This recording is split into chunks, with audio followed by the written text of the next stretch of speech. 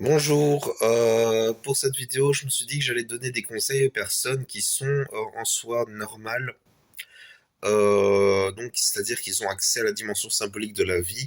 Pour rappel, le symbole, c'est simplement le fait que le langage, les mots qu'on utilise désignent des réalités qui sont connectées les unes aux autres, et que donc c'est ça en quelque sorte la dimension symbolique, et que tout cela est lié dans des chaînes signifiantes qui prennent en compte à la fois notre réalité et la réalité des autres, mon vécu et le vécu des autres.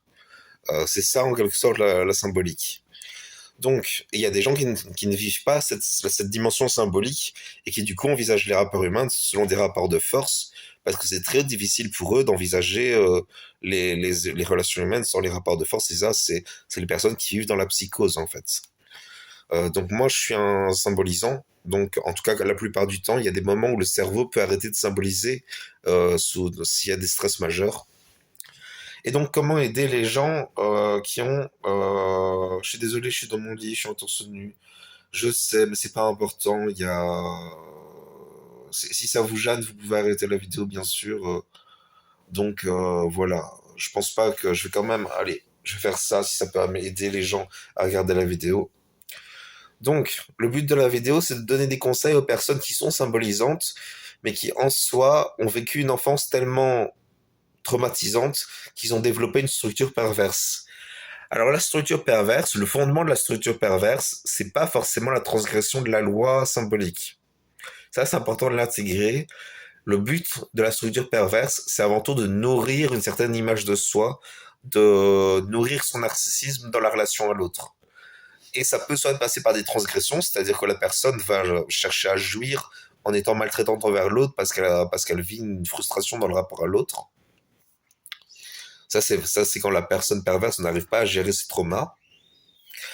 Et à côté de ça, il y a quand la personne perverse, en fait, est consciente de ce qui se passe et de ses enjeux dans son vécu, qu'elle est équilibrée, et que là, le but va être tout simplement de prouver au monde sa qualité et de donner au monde toute une qualité d'être qui va faire qu'elle va prouver en quelque sorte qu'elle est estimable. En fait, et c'est ça toute la dimension, c'est ça tout l'enjeu pour les personnes qui ont cette structure-là, c'est de prouver au monde qui sont estimables et au fond convaincre le parent qui était probablement psychotique que ils sont estimables et en quelque sorte éveiller le symbolique chez le parent psychotique. Donc au final, ça c'est la quête au fond de tout symbolisant. Je vais utiliser le terme narcissique fragile parce que c'est des personnes comme moi qui au final ont toujours des enjeux narcissiques tels dans le rapport à l'autre que c'est très difficile c'est-à-dire que un névrosé, quand il est dans un rapport à l'autre, il est quelque part il est à l'aise. Il est à l'aise, il accepte il accepte ses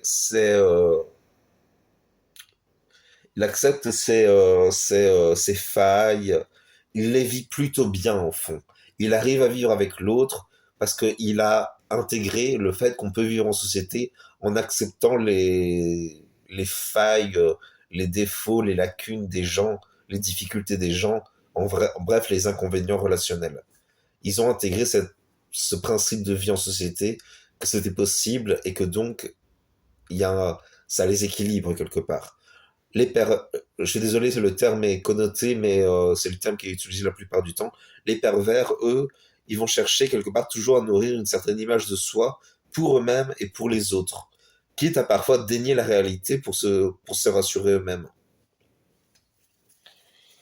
Et donc, l'enjeu pour l'individu, entre guillemets, pervers, c'est de toujours nourrir une certaine image de soi et pour l'autre. Quitte à mentir parfois, ça peut être une transgression de la part de certains pervers qui vont mentir. Et donc tout l'enjeu, et ce que je veux vraiment transmettre en fait, c'est que si vous avez une structure, si vous êtes suffisamment conscient pour identifier que vos traumas personnels, que vos angoisses personnelles, c'est des angoisses liées à l'estime de soi, liées à l'image de soi, liées au narcissisme, si vous êtes conscient qu'au final vous êtes plutôt du pôle symbolique, entre guillemets pervers, eh ben, l'enjeu, c'est de simplement réussir à vivre en société tout en nourrissant un amour authentique. L'amour authentique pour les pervers, c'est très difficile. Parce que quelque part, c'est quelque chose qu'ils n'ont pas reçu pendant leur enfance. Ce qui fait que c'est très dur pour quelqu'un. Et je le sais, je me rends compte que dans ma vie personnelle, ben, j'ai des difficultés de donner aux autres de l'amour. L'amour, de la part d'un pervers, c'est toujours très difficile. Quelque part, l'amour, c'est un peu un idéal du névrosé. C'est, c'est, c'est soit ce que ressent le psychotique, soit c'est l'idéal du névrosé. Pour un pervers, c'est une réalité. En quelque sorte, les pervers sont tellement lucides que ben, qui sont pas connectés à l'intérêt de l'amour. Ils peuvent intégrer l'amour comme ayant des enjeux, ils peuvent intégrer qu'il y a des enjeux liés à l'amour, mais c'est pas une réalité qui va les motiver, qui va les driver, comme pour les névrosés. Et ça, c'est tout, c'est ce qui fait qu'en fait, les relations entre névrosés et pervers, ou en tout cas les personnes qui sont perverses, fait que pour ces gens-là, c'est pas possible de vraiment vivre l'amour. Il, il peut y avoir quelque part ça peut, hein, c'est pas, j'ai pas envie de dire que c'est impossible. Je crois qu'il y a une part de possible, mais quelque part, il y a des limites telles, il y a des conditionnements tels liés au cerveau qui a enregistré des données. Quelque part, c'est très difficile de modifier tout ça. Il faut une psychothérapie profonde, mais quelque part, il y a un moment, on se trouve face au mur de la réalité qui fait qu'on se rend compte qu'en fait, bah, on peut pas changer, qu'on est qui on est et qu'on peut pas évoluer. Et donc l'enjeu, c'est vraiment de réussir à accepter qui on est et de vivre avec cette réalité et en quelque sorte de s'en accommoder. Et donc, c'est-à-dire que si vous êtes de la même structure que moi, pour dire quelque chose qui est entendable, eh ben, ce que vous pouvez faire, c'est simplement vous rappeler que l'autre accepte que peu. C'est ça tout l'enjeu pour le pervers, c'est d'être accepté alors qu'il est imparfait. À partir du moment où, dans une relation, une personne symbolique offre ce cadeau à la personne, entre guillemets, blessée narcissiquement, ça peut réveiller une étincelle dans le cœur de la personne qui a été blessée et ça peut en quelque sorte apporter une forme de guérison. Ça peut apporter une joie, ça peut apporter un bien-être. Donc c'est ça qui va permettre en quelque sorte pas la guérison parce que le trauma reste là. C'est pas on peut pas guérir du trauma narcissique.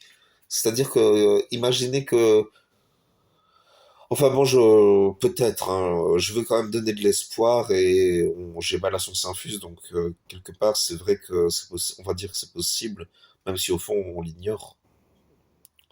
Faut voir comment on évolue, comment on se sent au fil des relations en fait. Enfin bon, voilà pour la vidéo que je voulais transmettre. Donc vraiment, pour résumer le but de la vidéo, si vous avez une structure symbolisante, donc si vous êtes normal, et que on définit, on va peut-être me dire, mais qu'est-ce que la normalité? La normalité, c'est simplement le fait de prendre en compte le vécu d'autrui pour s'adapter à lui, tout en prenant en compte son vécu sans forcément l'imposer à l'autre. Et ça, c'est toute la dimension du rapport entre violence, de la vie en société, en fait. C'est réussir à agir pour que notre vécu ne s'impose pas à l'autre et en même temps pour défendre notre vécu parce qu'il faut bien le défendre, on en a besoin. Voilà. Donc retenir, ben, se donner le cadeau quelque part d'accepter qu'on est imparfait en fait, parce que quelque part c'est le plus beau cadeau qu'une personne blessée narcissiquement puisse offrir, c'est se dire je suis acceptable dans la relation, même si je suis imparfait. Vous voyez, à partir du moment où on s'offre ce cadeau, eh ben, on peut toucher l'amour authentique en tant que personne blessée narcissiquement et qui peut avoir une tendance à la transgression. Donc voilà. Donc vraiment, c'est ce que je vous invite à retenir. C'est vraiment se dire, vraiment se donner à soi cette conscience qu'on peut être accepté malgré le fait qu'on est imparfait et que c'est ça qui permet vraiment le vivre ensemble entre êtres humains. Parce que quelque part, être toujours dans la recherche de l'absolu, dans la recherche du parfait, c'est une quête sans fin. D'ailleurs, c'est ça qui est intéressant. Les anciens le savaient d'ailleurs. Il y a eu toute une génération qui est arrivée avec mai 68 qui a dit le plaisir, la jouissance. Mais au final, tout ça, ça a été vraiment, c'était une déconstruction très violente et très vicieuse au fond.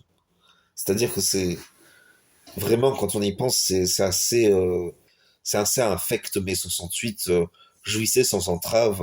C'est pervers comme discours en fait. Sans blesser les personnes, je veux pas blesser les personnes qui sont blessées narcissiquement, parce il faut quand même se rappeler qu'on est des êtres humains et qu'on a la capacité de nous gérer. euh, et qu'en fait, c'est quand on est dans cette dimension-là de conscience que vraiment on peut choisir sa vie. Enfin bon, je crois que j'ai transmis l'essentiel. L'essentiel, c'est vraiment à retenir, interagissez les uns avec les autres en acceptant d'être imparfait. Alors pour un névrosé, c'est une évidence, mais pour un pervers, ça peut être quelque chose de nouveau et ça peut être quelque chose de particulier à recevoir. Donc vraiment, je vous l'offre, je vous le dis. Vous avez le droit d'être imparfait, vous avez le droit d'avoir des lacunes, vous avez le droit d'avoir des difficultés. Ce qu'il faut éviter, ce qu'il faut se retenir de faire, c'est les transgressions qui sont vraiment des transgressions.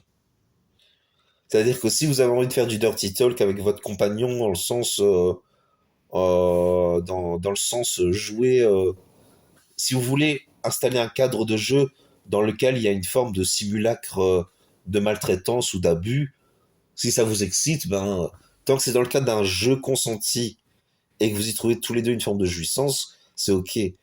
L'important, c'est de ne pas rentrer dans la sphère transgressive où il y a vraiment, euh, où là, il y a vraiment un abus. C'est l'important, c'est d'éviter cette sphère-là.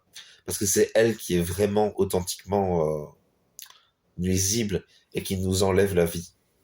La vie avec un grand V, la vie qui vaut la peine d'être vécue, la vie avec un absolu, la vie, et quelque part, la vie avec un absolu, c'est le fait d'accepter qu'on est imparfait et de se dire que c'est ok et qu'on peut, en quelque sorte, être heureux comme ça, en fait. Car en fait, et c'est très beau, hein, c'est très beau ce que je dis quelque part, parce qu'en fait, on se reconnecte avec son cœur le plus profond, et c'est comme ça que quand on est blessé narcissiquement, qu'on est capable de guérir et de se reconnecter vraiment à ce qu'il y a de plus beau dans la vie, c'est-à-dire que quand on connecte avec cette dimension d'amour, avec cette dimension d'acceptation inconditionnelle de l'autre et des inconvénients de la relation, tout en gardant une forme d'exigence, hein. On peut avoir des exigences dans la relation, on peut avoir des attentes au fond. Ça s'entend, ça s'entend. Enfin bon, voilà pour ce que je voulais dire. Voilà pour ce que je voulais dire. Merci d'avoir regardé la vidéo. Bonne journée, merci.